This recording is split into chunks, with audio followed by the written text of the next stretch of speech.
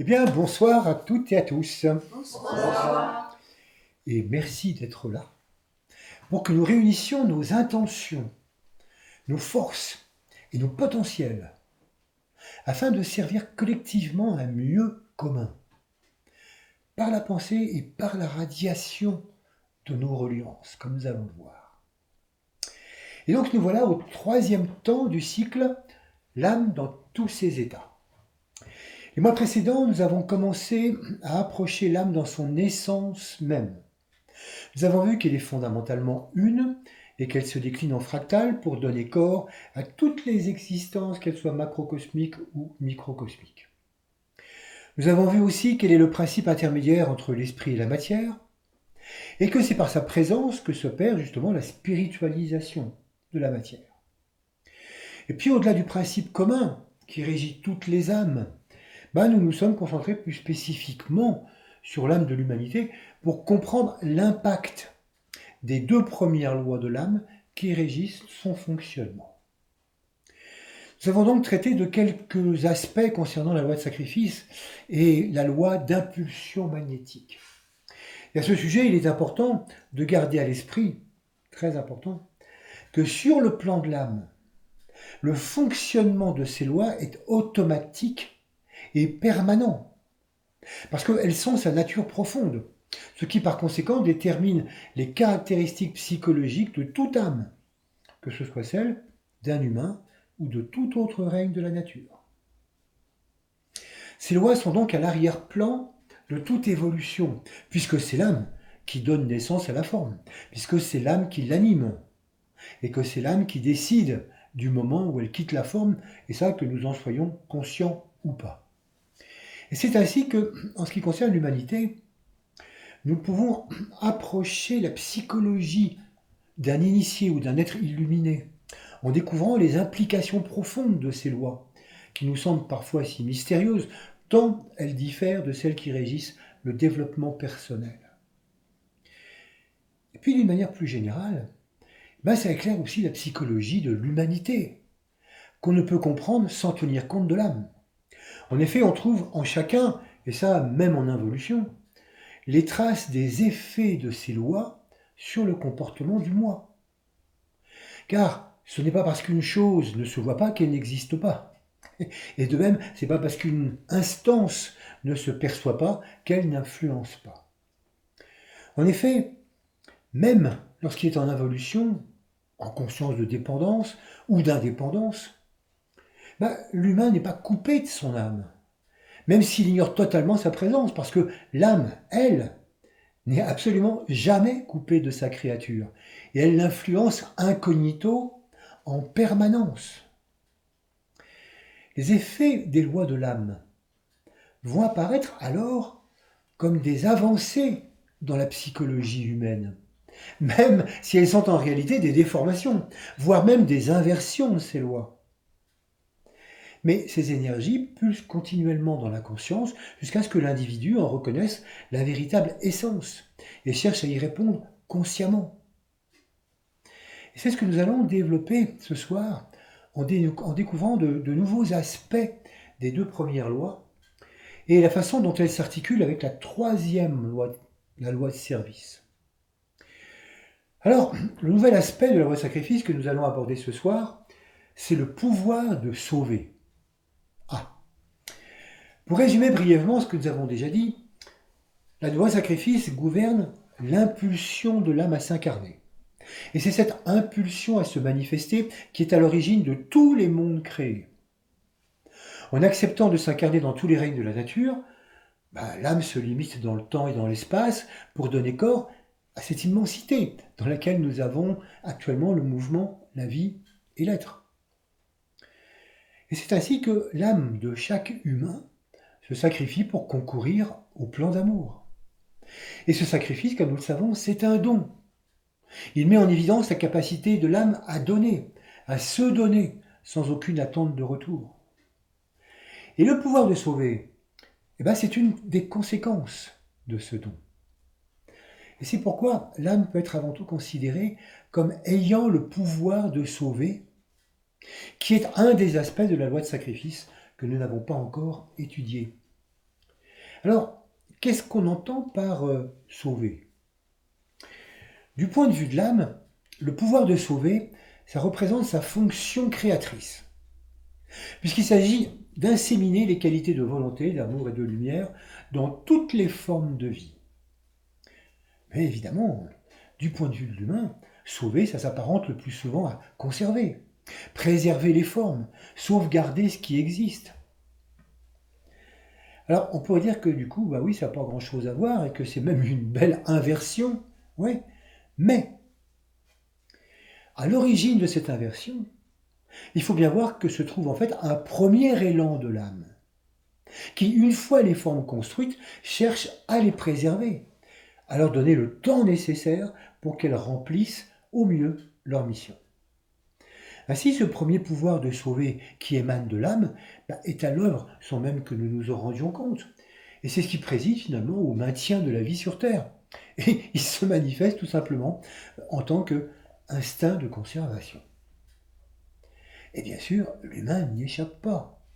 Mais le problème, c'est que l'humain, il a étendu cet instinct et il l'a transformé en une tendance émotionnelle à vouloir tout garder en l'état. Là où l'âme sauve les formes, le temps nécessaire à la conscience d'y faire son travail, l'humain sauve les formes pour les formes, sans aucun rapport avec une évolution de conscience. Et c'est ainsi que sauver, ça a pris le sens de sauver sa peau, sauver son couple, sauver les meubles, sauver ses avantages acquis, sauver les apparences, et tout ce à quoi les individus tiennent consciemment ou inconsciemment. Et au lieu de chercher à considérer le pouvoir de sauver à partir de l'âme, et non pas à partir de la personnalité, cette inversion s'est amplifiée de diverses manières. Par exemple, certaines religions, au cours de l'ère des poissons, ont élargi cette nécessité personnelle de sauver ce qui nous appartient à la nécessité de sauver son âme pour pouvoir accéder au paradis. L'idée de sauvetage de l'âme, de salut de l'âme, s'est même étendue jusqu'à imposer la nécessité de sauver l'humanité. Et du coup, certains ont même cru bon de mettre tout en œuvre pour sauver l'âme des autres. Ils se sont acharnés à convertir les incroyants au dogme religieux en vigueur. Et alors, tous les sauveurs autoproclamés ont alors exhorté, ou exhortent toujours d'ailleurs, celles et ceux qui vivent dans le péché, pour qu'elles se repentent, pour sauver leur âme du châtiment divin ou des flammes de l'enfer.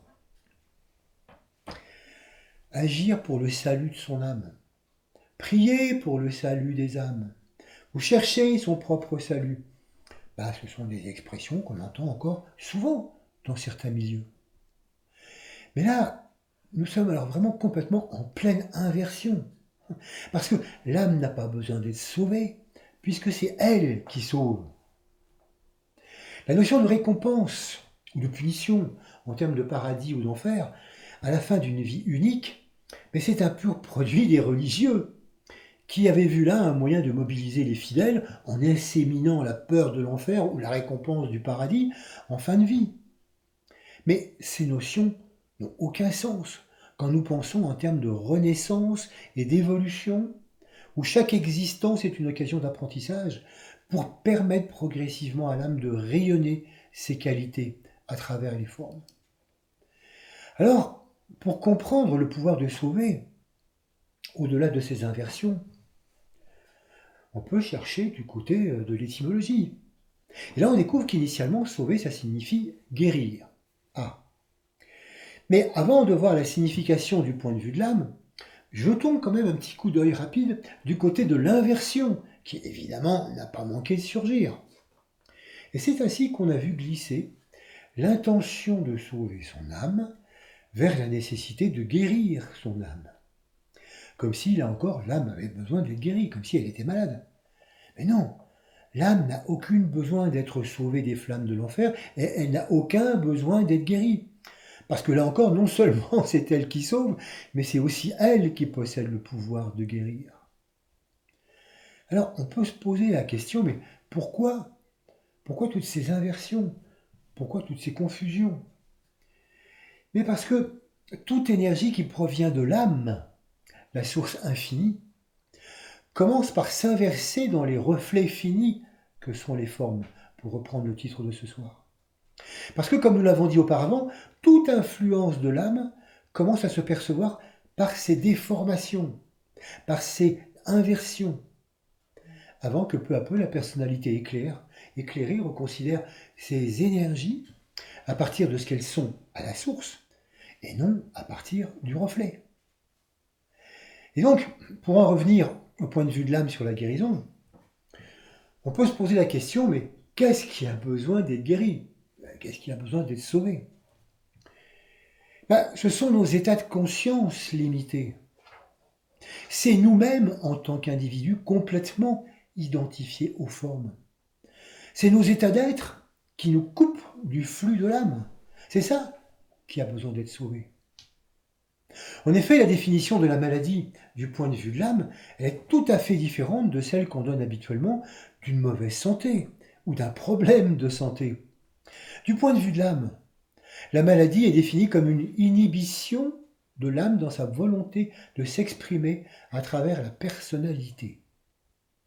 Une inhibition de l'âme dans sa volonté de s'exprimer à travers la personnalité. Alors, ça peut effectivement se traduire par une mauvaise santé, mais c'est pas du tout là le principal.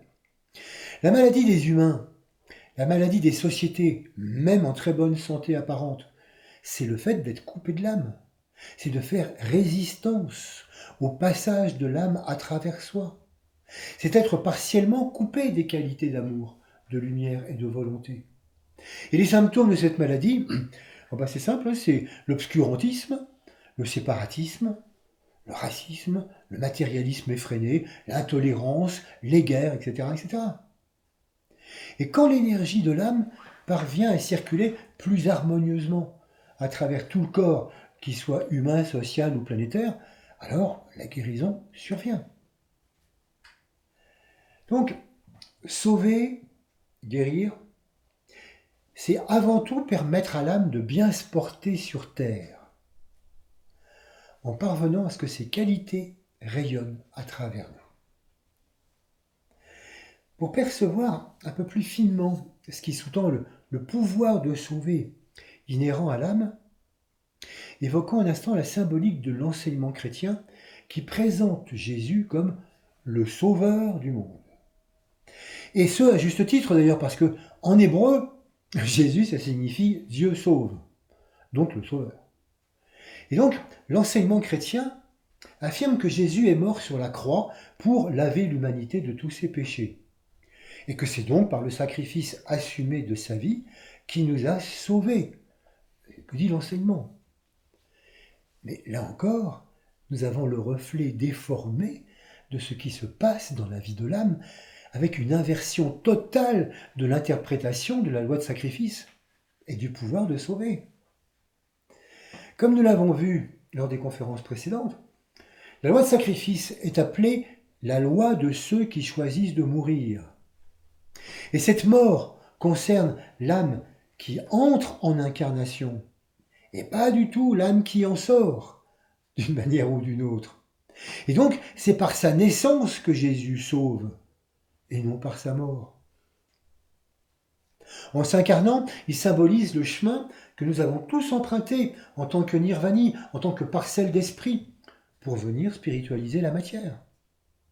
En s'incarnant, tout comme l'a fait d'ailleurs le Bouddha et puis bien d'autres, Jésus a sauvé et guéri le monde de bien des maux, en élevant le niveau vibratoire de la conscience de l'humanité. Jésus peut donc être considéré comme un symbole de cette loi de sacrifice, parce qu'il a rappelé à l'humanité sa véritable nature et son rôle sur Terre. Parce que, en tant qu'âme, nous sommes tous des sauveurs. Et c'est par l'insémination progressive des qualités dont chacun d'entre nous peut se faire le relais que l'âme guérit, qu'elle sauve les sociétés malades de l'égoïsme, ce qui d'ailleurs, nous le savons, est un passage obligé. Ce qui nous amène à nous interroger sur le comment. Comment est-ce que l'âme agit pour sauver le monde à travers chacun d'entre nous? Pour ce faire, nous allons évoquer 3 impulsions énergétiques donc à l'origine de la capacité de l'âme à sauver. Tout d'abord, l'âme sauve parce qu'elle donne un sens à la vie. Elle va donc sans cesse pousser à découvrir le sens de la vie dont elle est porteuse. Bon, s'interroger sur le sens de la vie, c'est quand même quelque chose qui est relativement récent. Parce que ça nécessite d'avoir développé le mental pour pouvoir prendre du recul sur l'existence que nous menons. Parce que naturellement, quand on parle du sens de la vie, il ne s'agit que du sens de notre existence humaine. Et donc, en conscience de dépendance, le sens de l'existence, ça va de soi. Il répond aux mythes fondateurs auxquels telle ou telle civilisation se réfère, et ça ne pose aucune question. La destinée s'impose, nul n'y échappe, et les religions se chargent généralement de formuler pour leurs fidèles le sens qu'ils doivent absolument emprunter pour mener à bien leur existence. D'ailleurs, parfois, c'est le pouvoir politique qui s'en charge. Le pouvoir politique qui se charge d'exprimer ce qu'est ou ce que doit être le sens de la vie. Ainsi, dans le monde gréco-romain, le titre de sauveur était souvent attribué au roi ou à l'empereur, qui donnait une direction, un projet et apportait au peuple le bonheur et la paix. Et encore à l'heure actuelle, certains dictateurs conçoivent fort bien imposer un sens à la vie de ceux qu'ils dirigent. Puis, le sens de l'existence s'est imposé dans les consciences. Et ce qui était autrefois réservé aux philosophes s'est transformé en question philosophique intéressant bon nombre d'individus. Le propre d'une question, c'est qu'elle attend des réponses. Mais la magie d'une question, c'est qu'elle peut susciter de multiples réponses. Et la question du sens de la vie a donc vu fleurir un parterre de réponses qui peuvent se regrouper selon deux grands courants. Certains se rangent du côté d'un essentialisme, fondé sur l'âme, ou fondé sur ce qu'il y a de plus fondamental en l'humain. Et d'autres préfèrent un existentialisme athée, fondé uniquement sur l'existence formelle. Pour l'existentialisme athée, la vie, à l'origine, n'a strictement aucun sens. Il s'agit donc de trouver sens à l'existence, en repoussant toute source infinie, toute notion d'âme, et en reconnaissant simplement à chacun sa liberté inaliénable de définir sa vie personnelle, de choisir et de s'impliquer dans le sens qu'il définit pour lui-même. Parce qu'après tout, il est le seul décideur, le seul créateur de son destin. Et c'est alors que dans cette conscience évidemment individuelle, l'amour affectif sous toutes ses formes, la profession, une passion pour une activité, le sport, les voyages, que sais-je, tiennent lieu de sens. L'ensemble des valeurs auxquelles souscrit l'individu, comme l'ensemble de ses actes, va s'élaborer au fil de son existence. Et c'est ainsi qu'il construit son essence, qui va se figer et disparaître à sa mort, puisqu'il n'y a rien d'autre selon la conception existentialiste. Alors, est-ce que ça veut dire que ceux qui prônent l'existentialisme, et même parfois l'absurdité de la vie, ne perçoivent pas du tout le pouvoir de l'âme à donner un sens à l'existence? Ah non, pas du tout. Non, parce que sinon, la question du sens, elle ne se poserait même pas. La réponse est forcément due à la présence de la question. Penser que l'âme n'existe pas, c'est s'être déjà posé la question de son existence ou de sa non-existence, et c'est à cela que nous pousse l'âme. L'énergie mobilisée par ces questions et les réponses propres à l'existentialisme témoignent au contraire qu'une essence est inconsciemment perçue, qu'une poussée irrépressible s'impose à la personnalité, qui, une fois construite, revendique les pleins pouvoirs pour agir, penser et créer à sa guise. L'âge de l'individualisme rend insupportable tout ce qui peut entraver le pouvoir et l'illusion de la liberté. La personnalité va exclure, dès lors avec force, toute idée d'hégémonie qui pourrait interférer avec sa sacro-sainte indépendance.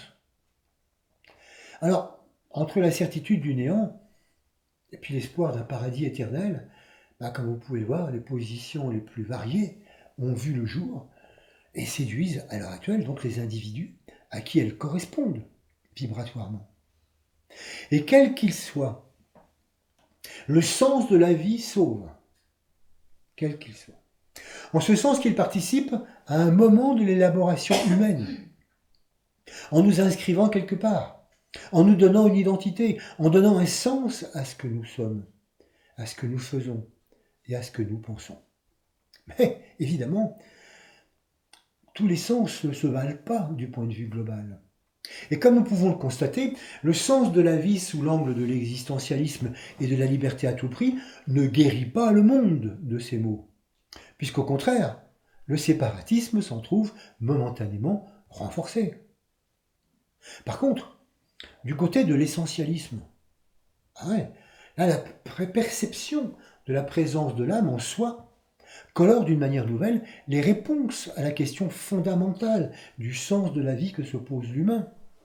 Et là, attention, ce n'est pas la croyance en l'existence de l'âme qui amène cette réponse. Non, c'est la reconnaissance en soi de cette instance fondatrice qui ouvre les portes sur un sens, sur une direction commune, sur une révélation d'unité partagée par tous ceux qui en font l'expérience, quelle que soit leur appartenance culturelle. Ça, c'est intéressant de voir que l'âme est porteuse d'un même sens pour tous. Elle oriente les humains parce qu'elle porte en elle un plan planétaire, que chacun naturellement traduit en fonction de son équipement particulier et de ses états de conscience. Et ce sens planétaire sauve. Il sauve parce qu'il rappelle à tous ceux qui le prennent en compte qui nous sommes, d'où nous venons et pourquoi nous avons répondu présent à la loi de sacrifice. Il sauve parce qu'il nous rappelle que nous sommes venus bâtir ensemble un monde d'unité, un monde d'amour. Et c'est ce sens justement que développe la deuxième impulsion de l'âme à sauver, l'amour. Donc, l'âme sauve d'abord en donnant un sens à la vie. Et puis, elle sauve, dans un deuxième temps, aussi par l'amour. Comme nous l'avons évoqué tout à l'heure, les grandes maladies qui gangrènent aujourd'hui l'humanité se nomment égoïsme et séparatisme. Et si ces tendances individualistes devaient s'accroître sans régulation, nul doute que l'humanité irait à sa perte.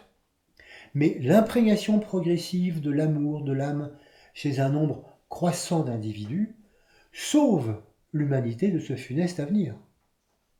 En effet, si l'amour, dans son essence énergétique, imprègne déjà les formes, lors des premiers âges de conscience de l'humanité, même s'il pénètre l'ensemble des autres règnes de la nature, en fait, il ne se manifeste que de façon rudimentaire en tant qu'aspect de la grande loi d'attraction-répulsion. Et il faut attendre les premiers stades de la conscience individuelle pour que son expression se fasse reconnaître sous les traits de l'amour affectif. Avec l'amour de soi, l'amour de ses proches, de ses amis, l'amour s'insinue en prenant d'abord l'aspect du sentiment, qui croît à mesure que la considération pour soi-même s'expand. L'amour est alors fortement conditionné par les bénéfices que peut acquérir celui ou celle qui le ressent. Mais bien qu'il s'agisse d'une déformation de l'amour avec un A majuscule, mais l'affect sauve. Il sauve parce qu'il fait partie des premiers pas vers la guérison du séparatisme. En effet, en toile de fond, dans l'invisible, ne perdons pas de vue que c'est l'âme qui instille progressivement cette qualité continuellement, au point que l'amour, le besoin d'être aimé, le désir d'aimer deviennent un objectif majeur pour de nombreux individus. L'amour affectif représente alors pour beaucoup la seule raison de vivre, sans qu'on réalise d'ailleurs souvent bien à quel point le fait d'aimer très particulièrement tel ou tel exclut de fait tous les autres et nourrit ainsi le séparatisme. Mais bon, c'est un passage. Puis, l'âme poursuit son œuvre de salut. Et elle sauve le monde en incitant l'humain à inclure et à prendre en compte plus grand que lui, tant dans le règne humain que dans les autres règnes. Elle pousse ainsi la personnalité à rejoindre la conscience de groupe et l'inclusivité. Et si la face du monde d'aujourd'hui montre un tableau souvent plus haineux qu'aimant, mais elle le doit évidemment à l'expression des humains en conscience individuelle, qui, heureusement et inévitablement, évolueront vers une conscience plus inclusive. Donc, l'âme sauve et guérit l'humanité par l'amour, inéluctablement. Donc, après le sens de la vie, l'amour, la troisième impulsion de l'âme à sauver, c'est la poussée constante à l'amélioration. En effet, c'est l'âme qui est à l'origine des progrès incessants de l'humanité. Ceci semble très lent, mais alors vraiment très lent, lorsque l'âme a peu d'impact sur la conscience endormie de l'être humain. Mais il s'accélère à mesure que celui-ci s'ouvre à sa dimension essentielle. Ainsi, lorsque la conscience de masse est prédominante, plusieurs vies se succèdent avec des rythmes presque identiques et qui ne laissent émerger que de très très rares changements. Par contre, en conscience individuelle, le rythme est plus rapide et chaque vie donne l'occasion d'un pas évolutif. Chaque vie vibre sur une note nouvelle et le changement se perçoit alors d'une vie sur l'autre. Et quand l'âme commence à dominer, alors là, le rythme d'une vie s'accélère encore plus et plusieurs changements notables surviennent au cours d'une même vie. Et donc, par ce pouvoir dynamique, on peut voir que l'âme sauve. Elle sauve en évitant à l'humain de stagner, en l'empêchant de s'enliser dans du même sempiternel. C'est en le poussant continuellement à s'interroger, en le confrontant à des situations critiques, qu'elle le contraint à des réponses inédites.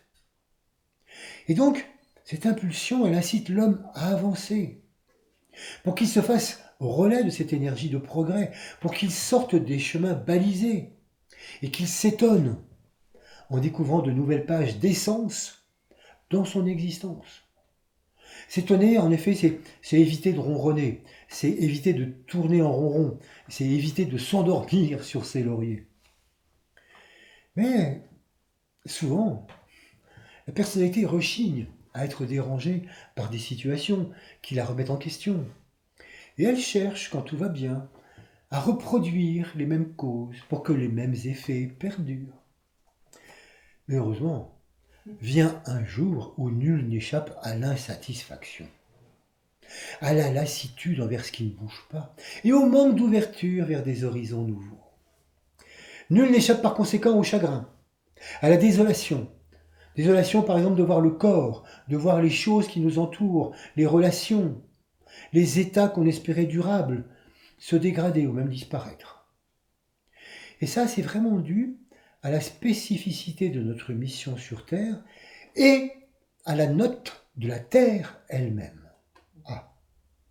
En effet, selon les enseignements ésotériques, la Terre est une planète de douleur, parce que c'est l'endroit de la rencontre entre l'esprit le plus haut et la matière la plus dense, ce qui n'est pas forcément le cas sur les autres planètes du système solaire.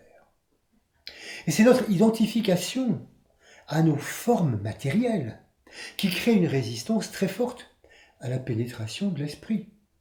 Et c'est ce qui engendre la douleur, parce que toute douleur provient d'une résistance à une proposition d'énergie-conscience. Et d'ailleurs, chacun peut constater chaque jour les multiples résistances de ces différents corps à aller voir ce qui se propose. Par exemple, nous avons une petite douleur physique. Oh bon, mais c'est rien, ça va passer. Oui, sauf qu'elle cache peut-être un problème beaucoup plus grave, qui ne se révélera que lorsqu'elle aura atteint une intensité telle que nous serons contraints d'aller consulter. Nous ressentons une petite douleur affective. Mais c'est rien, ça va passer. Oui, sauf qu'elle témoigne d'une inadéquation qui, non traitée, peut déboucher sur de sérieux problèmes relationnels ou de graves conflits, qui résultent d'une accumulation d'incidents que nous avons soigneusement ignorés pour ne pas être dérangés. nous ressentons une douleur morale, des interrogations essentielles, des doutes. Oh mais c'est rien, ça va passer. Et nous cherchons alors à les minimiser, alors qu'ils nous invitent à approfondir ce qu'ils proposent pour accueillir d'autres possibles. Et naturellement, ces façons de ne pas prêter attention aux signes avant-coureurs d'une crise, mais se retrouvent partout, au niveau social, au niveau national, au niveau international. Certains, on peut regarder, combien de problèmes pourrissent et ne sont pas traités tant que la douleur, tant que la souffrance n'est pas suffisante pour les prendre à bras-le-corps. Tant que la souffrance ou la douleur sont plus confortables que la nécessité de changer, eh ben nous les occultons individuellement ou collectivement. Par exemple, la montée des eaux du réchauffement climatique, tout le monde sait que ça va entraîner un flux migratoire conséquent. Mais plutôt que d'anticiper et de prendre des décisions qui dérangent, chaque pays attend, espérant échapper aux problèmes et surtout aux investissements que réclament les solutions. Et donc, nous sommes bien dans un monde au sein duquel la souffrance et la douleur restent les aiguillons qui incitent à prendre la mesure des problèmes et à les régler en trouvant les meilleures solutions. Et c'est ainsi que l'humanité progresse. Mais la force d'inertie dont elle fait preuve avant de se mettre en mouvement est parfois consternante. Alors, c'est ainsi que, par cette troisième énergie, l'âme nous sauve. Qu'elle nous sauve de la stagnation et du marasme de conscience. Mais attention, ne nous y trompons pas. L'âme ne nous propose jamais d'évoluer et de progresser dans la douleur. L'âme ne nous impose jamais la douleur. En fait, elle invite perpétuellement à progresser et ne laisse tout simplement pas de répit à la personnalité. Et si nous résistons à sa poussée, c'est alors que la douleur se manifeste sous ses multiples formes. Mais c'est nous qui la créons, en restant sourds à ses propositions et en y résistant. Et ce n'est pas du tout un passage obligé. Et donc, pour la majorité des humains, nous en sommes là. Nous résistons. Nous résistons à donner un sens à notre vie. Nous résistons à l'amour, ce qui cause d'injustes relations. Nous résistons à tous les changements indispensables dont nous avons pourtant conscience. Alors, plus nous nous efforçons d'accueillir les trois impulsions de l'âme qui cherchent à nous sauver de nos états de conscience de résistants, et plus nous serons capables de participer au sauvetage du monde. Alors, résumons-les avant de voir comment ils s'expriment à travers la troisième loi de l'âme, la loi de service. Donc, comme nous l'avons vu, l'âme sauve l'humanité en donnant à son existence un sens, une direction. Puis, par l'amour, elle sauve en conduisant progressivement vers la conscience de groupe. Enfin, en impulsant en permanence une dynamique évolutive, l'âme téléguide les humains en les amenant à passer toutes les étapes de l'involution-évolution. Et c'est alors que la volonté, l'amour et la lumière sauveront l'ensemble des terriens. Alors, toutes ces expressions du pouvoir de sauver sont des éléments qui font partie de la troisième loi de l'âme, la loi de service, que nous allons détailler maintenant. Pour bien comprendre l'énergie du service, il est nécessaire de se rappeler que, ce que nous avons vu il y a 2 mois, à savoir que le but fondamental de l'âme sur Terre, c'est l'épanouissement des consciences, minérales, végétales, animales, humaines, à travers lesquelles se réalise la spiritualisation de la matière. Bon. L'âme ne perd jamais de vue cet objectif que dans notre jargon nous appelons le plan. Et elle cherche constamment à insuffler ses qualités fondamentales dans la conscience de tous les règnes. C'est l'objectif de la loi de service. Bon.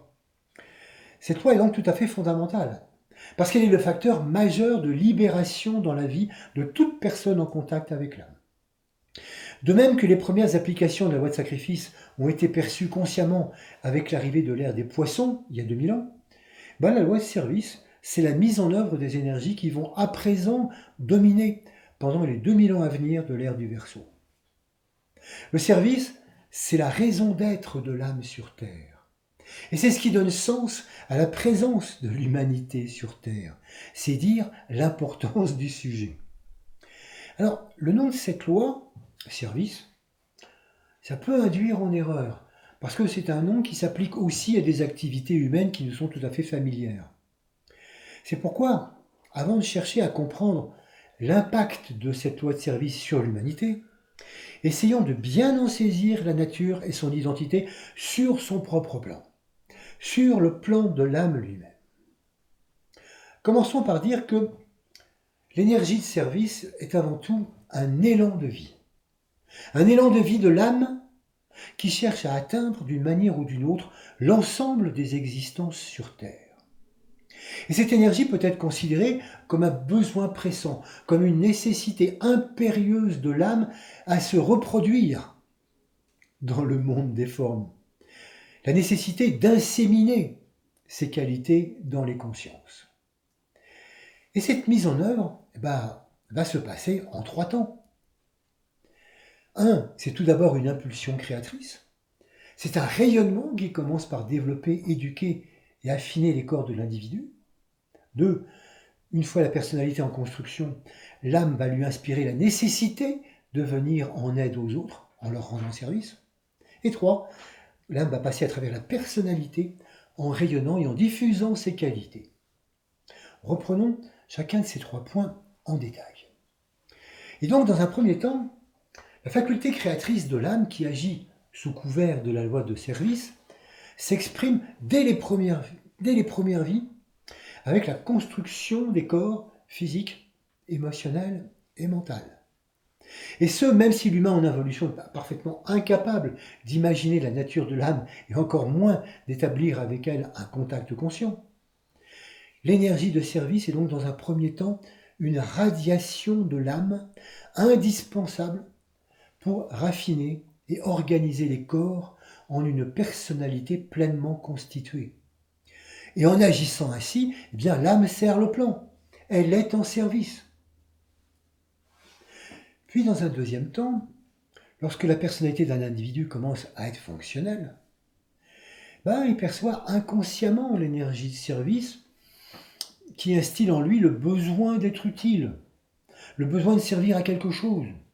Il est mu par une force qui l'incite à rendre service à sa famille, à ses proches, à la société. Et ce besoin d'être utile, le décentre progressivement de lui-même et l'amène à s'ouvrir aux autres et à des idéaux plus collectifs. De nos jours, cette propension à servir, comme on peut le voir, ne cesse de croître, aussi bien à l'intérieur des sociétés qu'à l'international.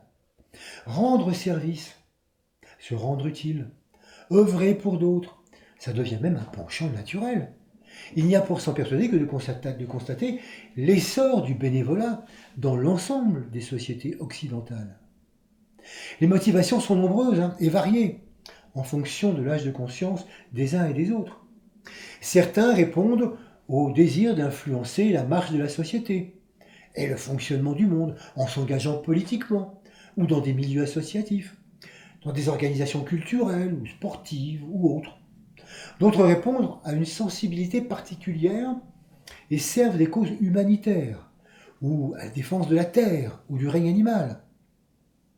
D'autres encore, face à l'état du monde, se désolent et s'engagent pour soulager les nécessiteux.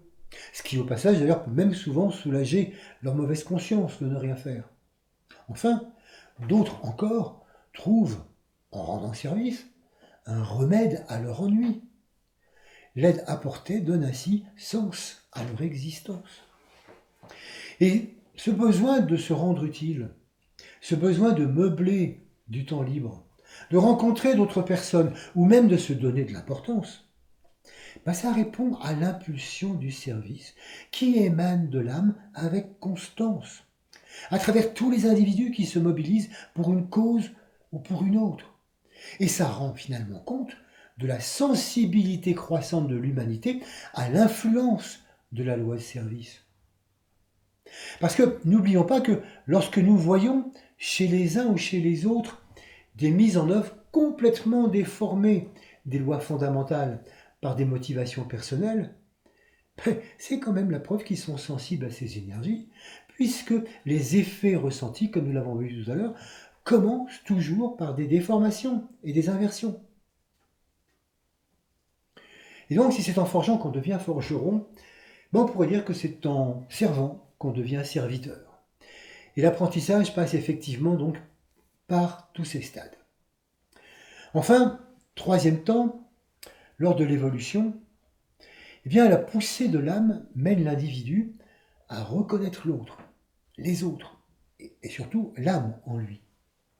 Progressivement, il ressent sa présence, quelle que soit la manière dont il la nomme, ou il l'identifie, que ce soit l'âme, que ce soit un sentiment diffus d'unité, que ce soit la clarté d'une présence intérieure, ou un élan qui le dépasse vers des projets qui servent le mieux commun. Mais l'important, c'est que ce sont ces ressentis qui conduisent la personnalité à ouvrir toujours plus largement la porte aux valeurs de l'âme et à les accueillir. Et alors l'énergie de service pénètre plus puissamment et plus consciemment la personnalité qui se détourne peu à peu de ce qui ne concerne qu'elle-même. Le soi personnel perd alors de son intérêt, ce qui l'amène à se tourner de plus en plus vers les problèmes de la société. Et donc, comme nous le voyons, à travers ces 3 temps de mise en œuvre du service, ça produit une série de changements importants sur la psychologie humaine. Alors, en reprenant ces 3 temps, cherchons à percevoir les effets que ça produit sur tous. Lors du premier temps que nous venons d'évoquer, lorsque l'énergie de service contribue à l'élaboration des corps, les effets se notent surtout d'une vie à l'autre et sont donc très peu perceptibles au cours d'une même vie. On n'en dira pas plus. Mais lors du deuxième temps, quand la personnalité fait ses premiers pas dans le service sans savoir qu'elle répond à la stimulation de l'âme, elle va être la première à ressentir les effets de l'énergie de service. En effet, quand la personnalité s'ouvre à sa dimension supérieure, consciemment ou inconsciemment, l'âme va intégrer la personnalité. Ce qui signifie que l'énergie de service qu'elle rayonne va coordonner les 3 corps. Le physique, l'émotionnel et le mental en un tout cohérent destiné à servir. C'est le premier effet du service sur les corps. Cette impulsion d'unification va renforcer considérablement la personnalité et l'amener à prendre la mesure de son pouvoir, de ses capacités et de son utilité. Et du coup, l'individu, plus au fait de lui-même que jamais, commence à servir avec acharnement, en créant tout ce qui lui paraît indispensable à l'expression de la force qu'il pousse. Mais évidemment, à ce stade, ces implications sont très personnelles. Et il ne se rend pas compte qu'en voulant réparer des injustices, il est séparatiste. Qu'en militant pour le respect de la nature, il ne respecte pas ceux qui ont une vision différente. Qu'en voulant aimer, il est très excluant. Et il pose souvent de sérieux problèmes aux autres serviteurs avec lesquels la loi d'impulsion magnétique l'a mis en contact. Parce que, fort de sa vision, il n'arrive pas à concevoir une autre vérité que la sienne. D'autant que souvent, son ambition et son orgueil peuvent atteindre des sommets. Et nous avons là la raison des luttes d'ego, si fréquentes entre personnes qui servent des causes utiles dans différents secteurs de la société. C'est tellement fort que parfois ils en oublient le pourquoi de leur service pour donner plus de poids à leur pouvoir et à leur vérité. En effet, quand le corps mental commence à être éclairé par l'âme, les idées qui devraient concourir à un service global sont récupérées par l'individu, ce qui renforce ses propres idées et ses propres plans de service, et finalement le conforte dans la certitude d'avoir raison sur tout le monde. De même, plus la radiation de l'âme affine le corps sensible, et plus les perceptions s'ouvrent sur d'autres réalités plus subtiles. Mais là aussi, une récupération émotionnelle, personnelle, peut générer de nombreux mirages quant à des contacts, quant à des guidances reçues d'une manière extraordinaire. L'individu se pense alors directement inspiré d'en haut. Et en se trompant, il peut aussi tromper beaucoup de monde. Aujourd'hui, un nombre croissant d'individus ont trouvé un certain contact avec l'âme et sont inéluctablement entraînés par le désir de servir.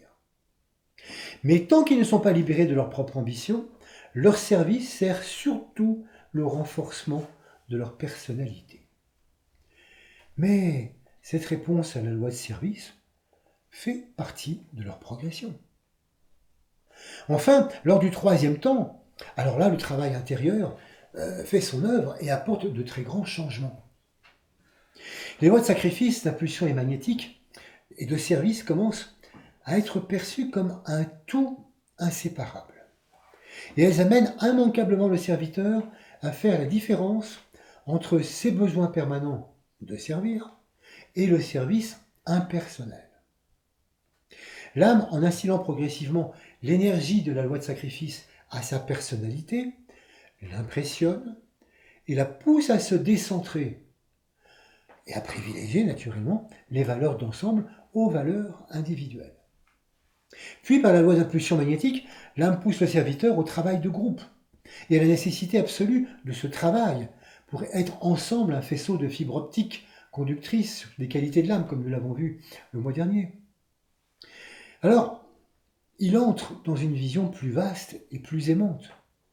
Il n'accorde plus autant d'importance à ses propres réalisations et il se met à travailler en conscience de groupe. Et c'est là que l'appel de l'âme invite certains à pratiquer assidûment la méditation, ce qui produit une illumination plus fréquente du mental par la lumière de l'âme. Alors, des bribes de plans apparaissent.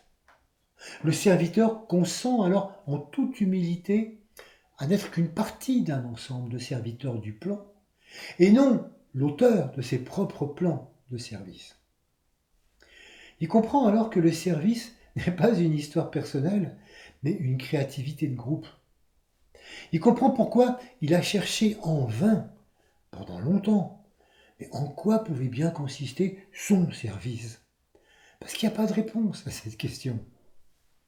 Le service devient donc une mise en disponibilité permettant de répondre aux intentions de l'âme sans y mettre son grain de sel et de rayonner son énergie et ses qualités sans en tirer la moindre gloriole. Le service, dès lors, est l'objectif et la raison même de l'existence. Et donc, malgré son apparente simplicité, comme vous pouvez le voir, le service auquel nous invite l'âme n'est pas du tout facile à mettre en œuvre consciemment, parce que ça implique de travailler sans attachement, ça implique de renoncer à ses intérêts personnels, à ses propres idées, et de n'attendre aucun résultat personnel, aucune reconnaissance et aucun remerciement. Le service est toujours gratuit. Ce n'est pas un acte volontaire déclenché par la personnalité, c'est un alignement de la personnalité sur l'âme. Le don de soi qu'un reflet fini opère pour permettre à sa source infinie de rayonner sans entrave sur Terre. On voit donc l'importance des effets de la loi de service sur l'évolution de la psychologie humaine. Alors, il est temps à présent de s'interroger sur le fonctionnement du service et sur la créativité qui en résulte. Commençons par dire qu'on ne peut attendre de résultats spectaculaires. Parce que le service tel qu'il est décrit par la troisième loi de l'âme ne consiste pas en une activité concrète. Non. Ce service, c'est avant tout un rayonnement, une radiation de l'âme qui impacte chacun de ses corps jusqu'au corps éthérique et de là diffuse sur l'ensemble du réseau planétaire en amenant des changements. Ce service par radiation, il est magistralement exposé dans le 11e travail d'Hercule qui rencontre des énergies Verseau. Dans ce mythe, Hercule détourne les rivières de l'amour et de la vie pour qu'elles s'écoulent dans les écuries d'Augias et les nettoient. Hercule, dans ce travail, symbolise le véritable serviteur accompli qui, en rayonnant les énergies de vie et d'amour, purifie et revitalise le monde. Eh bien, c'est ce à quoi nous sommes tous invités. Laissez circuler en nous les qualités de l'âme en se faisant relais de ses énergies. C'est une attitude de radiance qui ne se commande pas et qui ne se cultive pas de façon volontaire et personnelle. En effet, ce rayonnement d'âme survient fréquemment, par exemple, en méditation, et à tous les moments où nous sommes suffisamment disponibles et silencieux pour le laisser passer. Et c'est pourquoi le fait même de chercher à s'observer dans ce rayonnement constitue un retour sur soi qui peut complètement stopper le processus. Et puis, ce rayonnement peut aussi être plus perceptible.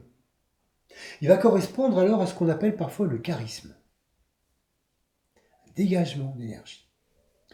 Mais le problème du charisme, c'est qu'il rend nécessaire de savoir discerner l'état vibratoire et l'intention à l'arrière-plan de ce rayonnement. En effet, de nombreuses personnes dotées d'une forte personnalité attirent les foules par un charisme qui émane du centre du plexus solaire, du chakra du plexus solaire, siège de la personnalité émotionnelle et non de l'âme. Et donc il s'agit de discerner la véritable motivation qui se trouve à l'arrière-plan. Il est donc nécessaire de reconnaître à qui profite le charisme. Et c'est utile de s'interroger. Le rayonnement de celui ou celle qui attire sert-il sa personnalité, des projets qui lui sont importants, ou bien sert-il réellement le bien commun? Est-ce que ce charisme invite à rejoindre la conscience de groupe, ou à se focaliser sur un individu et son service?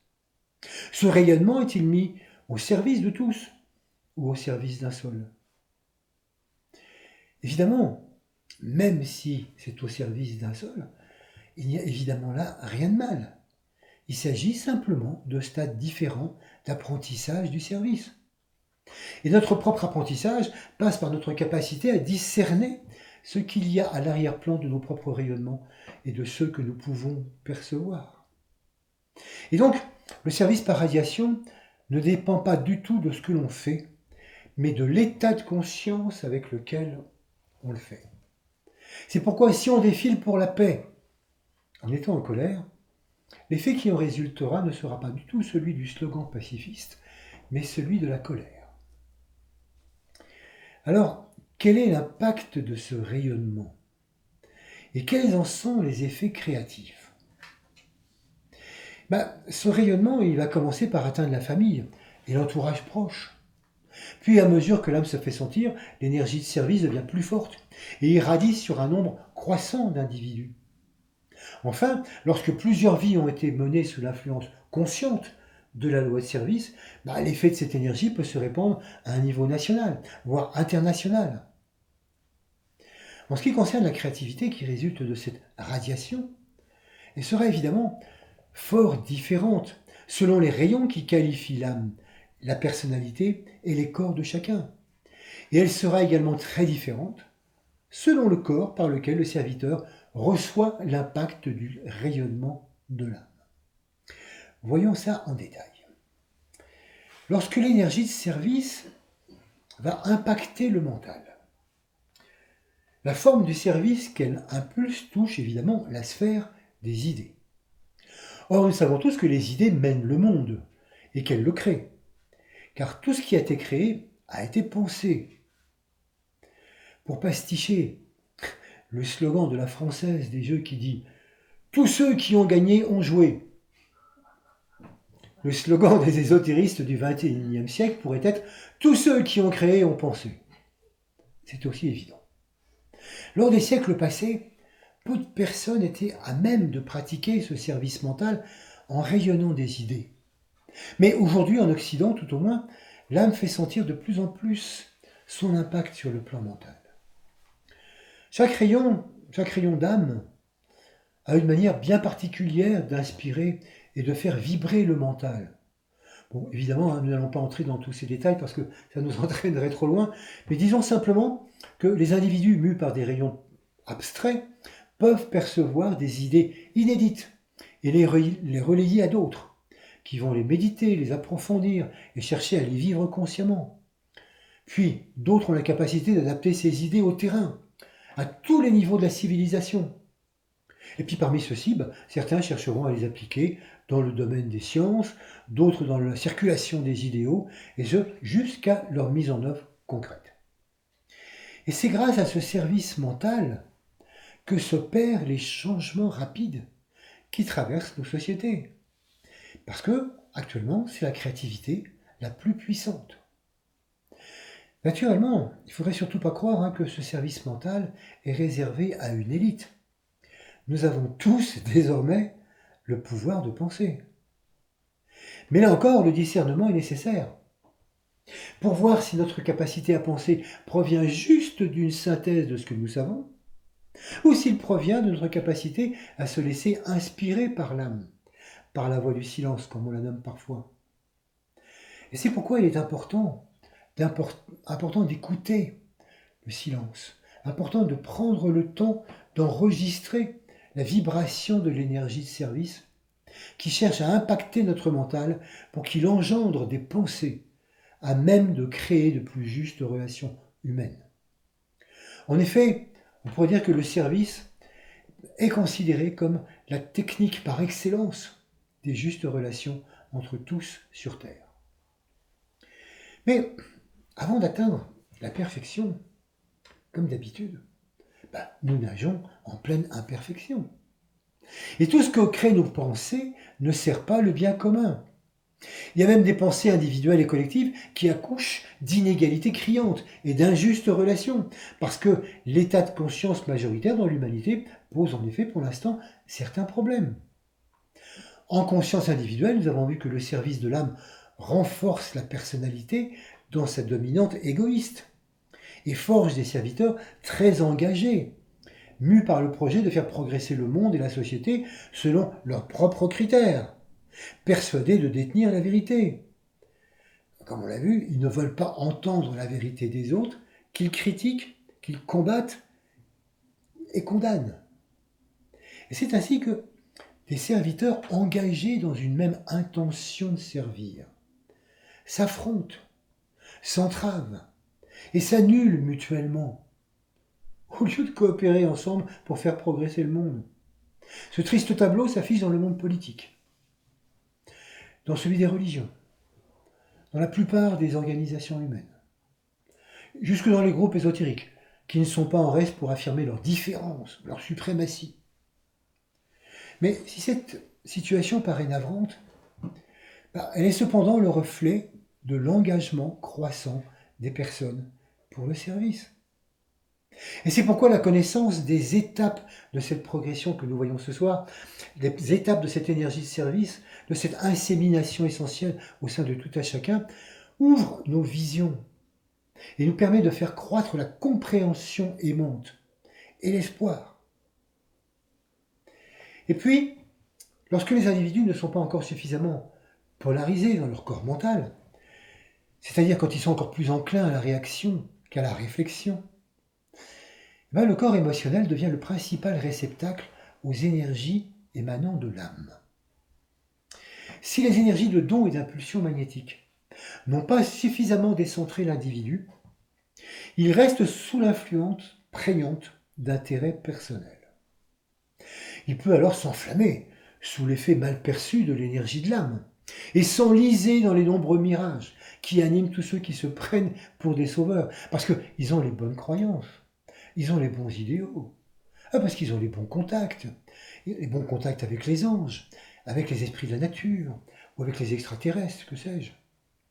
Et quand ces mirages sont portés par une volonté personnelle intense de servir, ils vont même jusqu'à s'exprimer dans une militance excessive, voire un fanatisme dangereux. Lorsque le corps émotionnel domine, il y a toujours un manque de jugement et de discernement. Et l'individu court toujours le risque de se perdre dans des illusions psychiques et d'y entraîner les autres. Mais souvenons-nous une fois de plus que l'ampleur de la déformation révèle l'ampleur de la sensibilité à l'énergie qui émane de l'âme.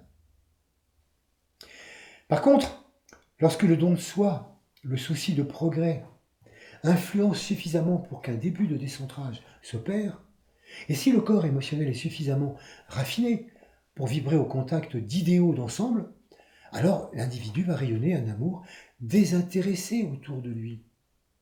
Et ce genre de rayonnement se retrouve chez l'ensemble des mystiques, qui attirent à eux de nombreuses personnes, parce qu'elles trouvent au contact de leur aura un réconfort et un encouragement. Quant aux personnes qui sont en voie d'être polarisées mentalement, mais sans avoir toutefois complètement dominé la sphère émotionnelle, la loi de service les traverse et les incite à se faire des relais d'idéaux spirituels, politiques, sociaux, écologiques ou autres, sans pour autant chercher à tirer la couverture. Elle contribue, ces personnes, ainsi à contaminer le monde, en cherchant à donner à leurs semblables le goût du mieux vivre ensemble, pour les inciter à l'incarner. Enfin, à un autre niveau, on trouve toutes les personnes qui irradient la bonté, la bonne volonté envers tous les autres, envers la nature, et qui consacrent leur énergie à ceux qui les entourent avec humilité et simplicité. Alors, ce ne sont que quelques exemples, et naturellement, ils ne sont pas du tout exhaustifs, mais ils rendent compte des étapes nécessaires pour que les lois de l'âme imprègnent sans filtre la personnalité humaine. Ils font partie des stades d'apprentissage et comportent leur lot de réussites et d'erreurs, qui, analysées grâce à la place croissante du mental, permettent aux lois de l'âme de diriger totalement, progressivement, la personnalité. Et c'est alors que toutes les radiations de l'âme, qu'elles soient transmises par le mental ou par l'émotionnel, parviennent jusqu'au corps éthérique du serviteur. Et tout ce qui lui parvient, c'est diffusé dans le corps éthérique planétaire, qui n'est qu'une partie, dont il n'est qu'une partie lui-même. Ainsi, l'existence de tous profite de l'apport de chacun. Cette énergie, elle vient alors impacter le corps physique qui réagit automatiquement en agissant de la manière appropriée pour mettre en œuvre ce qui nécessite des applications concrètes sur le terrain.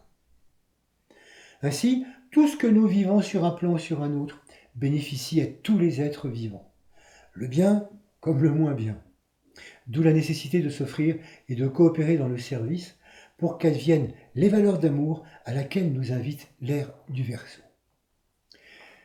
Et c'est ainsi que, ce soir, en poursuivant l'exploration de l'âme dans tous ses états, nous avons dégagé 2 points importants.